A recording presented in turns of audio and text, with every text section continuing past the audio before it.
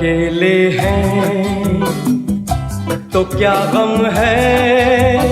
જો આ કેવી સુંદર અને રળિયામણી આપણી તાપી મૈયા છે, જોયે ને તો આંખ ઠરે છે, પણ જ્યારે આ કચરું દેખાય છે ત્યારે બહુ દુઃખ લાગે છે। ઓહો, ભગવાનના ચરણોમાંથી તો ગંગાજી પ્રગટ થયા છે અને તાપી મૈયા પાસે ચરણ અહીંયા ઉકરડામાં પડ્યા છે।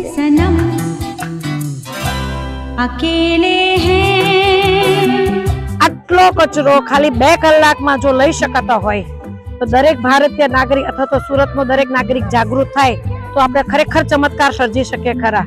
અને ગવર્મેન્ટને પણ, મ્યુનિસિપલ કોર્પોરેશનને પણ એક નમ્ર અપીલ છે કે ડેઈલીના ધોરણે તાપીના દરેક ઓવારા સાફ કરાવો। હરે કૃષ્ણ, જય તાપી મૈયા કી।